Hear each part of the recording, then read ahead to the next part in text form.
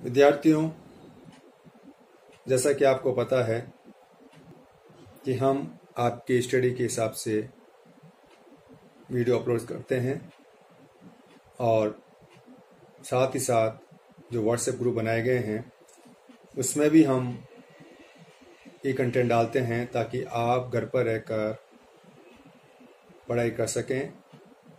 मैं उम्मीद करता हूं कि आप सभी लोग निश्चित रूप से इन वीडियोस को देख रहे होंगे और मैं ये भी अपेक्षा करता हूं कि आप इसका फीडबैक दें कि जो वीडियो बनाए जा रहे हैं उनमें कुछ कमी है तो आप निश्चित रूप से सुझाव दीजिए। हम उनको दूर करने का पूरा प्रयास करेंगे। जब तक आपका फीडबैक नहीं आएगा, मैं ये मान कर चल रहा हूं कि इसका मतलब आप वीडियो आपके द्वारा नहीं देखा जा रहा है। तो हम बात कर रहे थे आपके EFM का जो सेकंड ग्रुप है उसमें जैसे कि 2 सब्जेक्ट हमने बताए थे, फाइनेंशियल मैनेजमेंट वित्तीय प्रबंध और FMO financial market operation. Financial market operation की भी हम बात करेंगे। फिलहाल हम बात कर रहे हैं फाइनेंशियल मैनेजमेंट की, जिसमें हमने सिलेबस के हिसाब से हमने यूनिट फर्स्ट में वित्तीय प्रबंध को लिया है, जो बहुत ही इंपॉर्टेंट है, जो बेस है आपका वित्तीय प्रबंध के बारे में। काफ़ी बड़ा चैप्टर है। वित्तीय प्रबंध क्या है, वित्तीय प्रबंध की क्या विशेषताएं हैं, इसके क्या उद्देश्य हैं, क्या कार्य हैं, क्या महत्व है। तो आज हम बात कर रहे हैं role and importance of finance and financial management. वित्तीय प्रबंध पढ़ने से पहले हमें ये पता होना चाहिए कि वित्त का महत्व क्या है। जैसे कि पूर्व में भी हमने अपने लेक्चर्स में बात की थी कि फाइनेंस के बिना आप कुछ भी नहीं कर सकते। वित्त के बारे में एक्सपर्ट द्वारा कहा गया है कि वित्त उद्योग का जीवन रक्त है, अर्थात finance is the life blood of industry. Life blood का मतलब क्या है? जीवन के लिए रक्त की जो आवश्यकता है, मानव शरीर के लिए जो रक्त की आवश्यकता है, वही आवश्यकता उद्योग में वित्त की है। आज अगर किसी व्यक्ति के शरीर से खून निकल जाता है, कई बार एक्सीडेंट हो जाते हैं और आपको पता होना चाहिए या पता होगा कि अधिकांश एक्सीडेंट्स में जो ब्लड निकलने के कारण डेथ हो जाती है, तो ब्लड का कितना इम्पोर्टेंट रोल है मानव शरीर में। उसी प्रकार आप ये अनुमान लगा सकते हैं कि किसी भी उद्योग में, किसी भी बिजनेस में फाइनेंस का क्या रोल है, क्या महत्व है। फाइनेंस के अभाव में अच्छी से अच्छी योजना धरी रह जाती है। सरकारों का भी बहुत बड़ा हेडेक होता है फाइनेंस जुटाना, बिजनेसमैन के लिए भी एक बड़ा हेडेक होता है फाइनेंस जुटाना, और फाइनेंस के अभाव में कई परियोजनाएं दम तोड़ देती हैं। तो फाइनेंस का जो रोल है अपने आप में बहुत ही इम्पोर्टेंट है।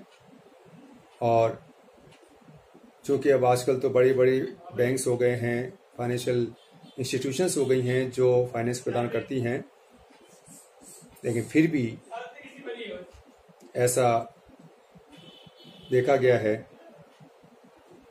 कि फाइनेंस के अभाव में कई उद्योगों को नहीं मिल पाता और वो दम तोड़ देती। तो आपको ये पता होना चाहिए पहले तो कि फाइनेंस का रोल क्या है या फाइनेंस का महत्व क्या है। कोटेशन कई बार आते हैं इस प्रकार के, आपको इन कोटेशंस को सॉल्व करना आना चाहिए। सबसे बड़ी समस्या होती है स्टूडेंट्स की कि क्या लिखें।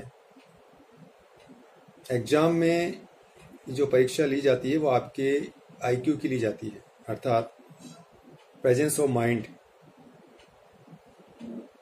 क्या पूछा है ये इम्पोर्टेंट है। आप लोगों का विश्वास पहले किसी ज़माने में हुआ करता था कि पेपर कॉपी बननी है, लेकिन अब आप क्वालिटी की बात करिए, क्योंकि अब हम लिमिटेड शब्दों की ओर चले गए हैं।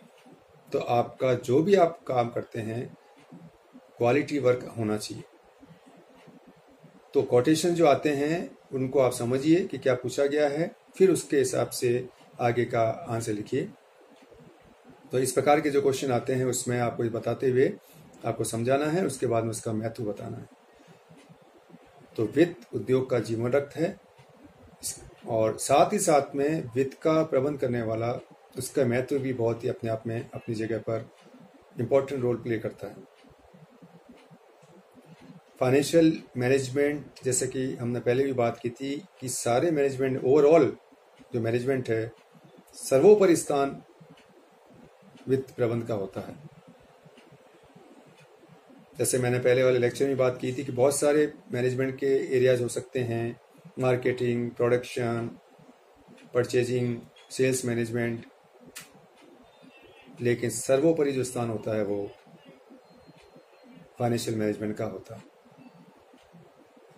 तो वित्त का जो कार्य कर रहे हैं, वित्त उनको क्या क्या करना है वो तो हम आगे देखेंगे ही, लेकिन साथ ही साथ में उसका क्या महत्व है। फाइनेंशियल मैनेजमेंट की बात करेंगे, फाइनेंशियल मैनेजमेंट का क्या महत्व है, तो सबसे पहले बात करते हैं किसी भी उपक्रम का ये आधार होता है। जैसे हमने अभी बात की कि उपक्रम की सफलता का आधार है। Success of any enterprises depends on financial management. मैं अभी कई ऐसी संस्थाओं को देखा है मैंने जो फाइनेंस है लेकिन फाइनेंशियल मैनेजमेंट अच्छा नहीं होने के कारण वो संस्थाएं समाप्त हो गई। तो किसी भी उपक्रम की सफलता का जो आधार है वो फाइनेंशियल मैनेजमेंट ही होता है। एक अच्छा फाइनेंशियल मैनेजमेंट आपको सफलता की राह दिखाता है और एक खराब फाइनेंशियल मैनेजमेंट फाइनेंस होते हुए भी आपको समाप्त कर सकता है। इसके साथ ही ये आपको साधनों का अनुकूलतम उपयोग करने के बारे में बताता है। ऑप्टिमम यूटिलाइजेशन ऑफ रिसोर्सेज, जैसा अभी हमने बात की है कि फाइनेंस को जुटाना बहुत बड़ी बात नहीं होती आजकल, लेकिन उसका ऑप्टिमम यूटिलाइजेशन कैसे हो। फंड्स को इकट्ठा करना तो है ही है और वो इकट्ठा कर लिया जाता है, लेकिन साथ ही साथ में सबसे बड़ा जो हेडेक होता है उसका यूटिलाइजेशन कैसे करें। आज आपको अगर आपके पिताजी कुछ रुपए दे दें और कहते हैं बेटा इसको खर्च करके आओ, लेकिन इसका ऑप्टिमम यूटिलाइजेशन होना चाहिए। आप एक बार आपके सामने समस्या खड़ी हो जाएगी कि मैं करूं क्या इसका, मैं ये खरीदूं या मैं वो करूं या मैं क्या करूं। तो फाइनेंशियल मैनेजमेंट का एक बहुत बड़ा रोल होता है कि वो इन साधनों का अनुकूलतम उपयोग करना, और अगर वो आपका फाइनेंशियल मैनेजमेंट अच्छा नहीं है तो साधनों का मिसयूज होता है और वो धीरे धीरे संस्था समाप्त हो जाती है। फिर फाइनेंशियल मैनेजमेंट निर्णय का केंद्र बिंदु है। इसकी जो इम्पोर्टेंस की हम बात कर रहे हैं कि ये किसी भी उपक्रम का निर्णय का केंद्र बिंदु है। आपको पता होना चाहिए कि पहले जो डिसीजन हुआ करते थे वो अनुभव के आधार पर हुआ करते थे, लेकिन अब अनुभव के स्थान पर, हालांकि अभी भी कई छोटे उपक्रम होते हैं जहां एक्सपीरियंस काम करता है, लेकिन जब हम कॉर्पोरेट सेक्टर की बात करते हैं जहां पर कि लाखों शेयर होल्डर होते हैं, कंपनी का एरिया बढ़ जाता है, वहां पर डिसीजंस एक्सपीरियंस के हिसाब से न लेकर एनालिसिस किया जाता है। आजकल फाइनेंशियल मैनेजमेंट में ऐसे टूल्स आ गए हैं जो उनका एनालिसिस करके आप एक रिजल्ट निकाल सकते हैं, एक डिसीजन पर जा सकते हैं, क्योंकि आपका निर्णय पर ही डिपेंड करता है सारे उपक्रम की सफलता। और निर्णय लेना, देखिए निर्णय तो आपको लेना ही पड़ेगा। हर समय हर व्यक्ति के सामने डिसीजन लेने की समस्या होती है। डिसीजन गलत जाता है या सही जाता है वो तो भविष्य बताएगा, लेकिन आज आपको डिसीजन तो लेना ही पड़ेगा।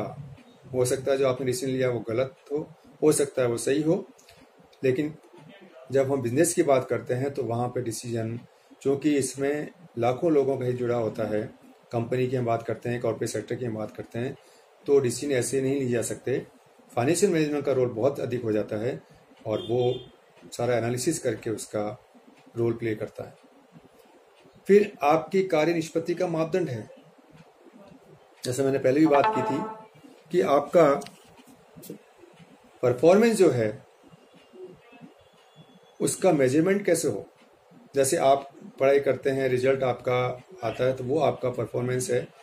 उसी प्रकार आपका नेट रिजल्ट क्या रहा ये उद्योग को देखना होता है, और फाइनेंशियल मैनेजमेंट के माध्यम से ही वो पता लगा सकता है कि उसका जो फाइनेंस किया गया, जो मैनेजमेंट किया गया, वो किस हद तक सही रहा।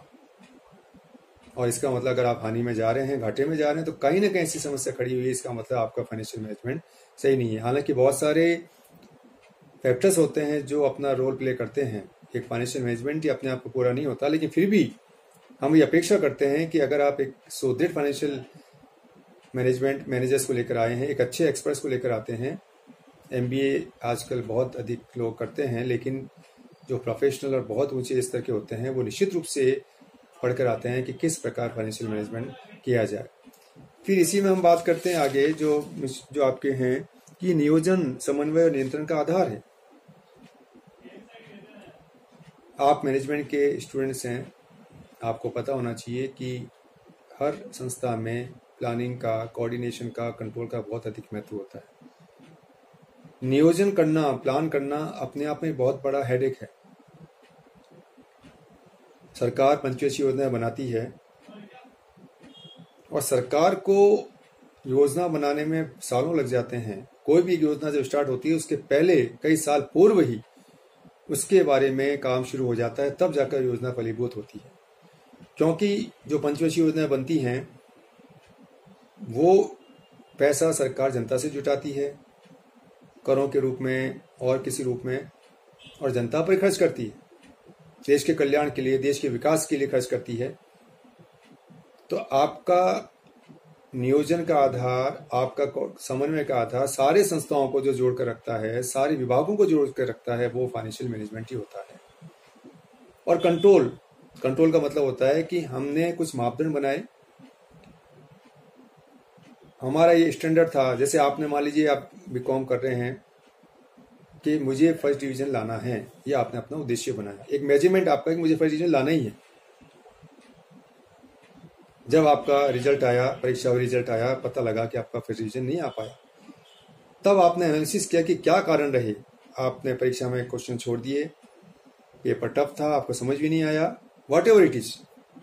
उसी प्रकार एक संस्था को भी अपने कुछ मेजरमेंट निर्धारित करने होते हैं। तो अगर वो मेजरमेंट निर्धारित करने के बाद में अगर बिजनेस उस स्तर तक नहीं पहुंचा तो वो वेरिएशन, विचलन कहाँ रहा। तो कंट्रोल के अंतर्गत फाइनेंशियल मैनेजर ये प्रयास करते हैं कि जो स्टैंडर्ड बनाए गए थे उनमें जो विचलन आए हैं, वेरिएशन आए हैं, डेविएशन आए हैं, वो क्यों आए और उनको किस प्रकार दूर किया जा सकता है। ये फाइनेंशियल मैनेजमेंट का बहुत बड़ा रोल होता है। फिर हम बात करते हैं विभिन्न पक्षों के लिए भी उपयोगी होता है। देखिए, फाइनेंशियल मैनेजमेंट का जो अध्ययन है, एक MBA और एक उनके लिए तो उपयोगी ही है, बिजनेसमैन के लिए उपयोगी ही है, लेकिन ये अलग अलग पक्ष जो होते हैं जिसमें विनियोगकर्ता भी हो सकते हैं, जिसमें शेयर होल्डर भी हो सकता है। एक शेयर होल्डर के रूप में अगर बात करें तो उसके लिए फाइनेंशियल मैनेजमेंट का अध्ययन करना बहुत जरूरी हो जाता है, क्योंकि जैसा आपको पता है कि जब हम अपना पैसा लगाते हैं किसी कंपनी में तो हमें ये पता होना चाहिए कि उसका फाइनेंशियल स्थिति क्या है, फाइनेंशियल पोजीशन क्या है, उसकी रेशियोज क्या है। तो हो सकता है कि जो पैसा हमने लगाया है वो आगे जाके बहुत अच्छा रिटर्न दे जाए, लेकिन कई बार हम बिना स्टडी के हम लगा देते हैं। जैसे कि भेड़चाल होती है कि हर व्यक्ति, हम में से अधिकांश व्यक्ति बिना स्टडी के लगा देते हैं। लेकिन अगर हमें पता है, हमें इस फाइनेंशियल मैनेजमेंट के रेशियोज पता हैं, तो हम निश्चित रूप से एक अच्छा रिटर्न प्राप्त कर सकते हैं। इसी प्रकार जो बैंक्स हैं, जो वित्तीय संस्थाएं हैं, जो विकास बैंक हैं, जो करोड़ों रुपया देती हैं, उनको भी फाइनेंशियल मैनेजमेंट का अध्ययन करना बहुत जरूरी हो जाता है। क्योंकि जो रुपया मैं आज आपको दे रहा हूं, आज मैं भी अगर किसी व्यक्ति को रुपया देता हूं तो मुझे उसकी फाइनेंशियल पोजीशन पता होनी चाहिए, मुझे प्रबंध के बारे में पता होना चाहिए, मुझे कुछ ऐसे रेशियोज पता होने चाहिए जिनके हिसाब से हम किसी की नेटवर्थ पता लगा सकते हैं, किसी के बारे में फाइनेंशियल पोजीशन पता लगा सकते हैं। तो जब हम जो आज हमारे कॉर्पोरेट सेक्टर की जब बात करते हैं, जो कि बैंकों से, दूसरी वित्तीय संस्थाओं से, इन्वेस्टमेंट बैंकर्स से, विकास बैंकों से पैसा लेती है, तो निश्चित रूप से उन लोगों के लिए भी एक बहुत बड़ा दायित्व बनता है कि वो भी इसका स्टडी करके अपने उद्देश्य में सफल हो। क्योंकि कोई भी संस्था अगर डूबती है तो आज लाखों लोग उससे अफेक्ट होते हैं, कई लोग बेरोजगार हो जाते हैं, कई लोगों का पैसा डूब जाता है। जैसा भी आपने देखा कि हमारे यहाँ पे, हमारे देश में काफ़ी लोगों ने बैंकों को चूना लगाया, वो एक अलग बात हो सकती है, लेकिन समय रहते अगर हम इसका पता लगा लेते हैं तो हमारा पैसा नहीं डूबता है। तो विनियोगकर्ताओं के लिए, वित्तीय संस्थाओं के लिए, इन्वेस्टर सब के लिए उपयोगी होता है। तो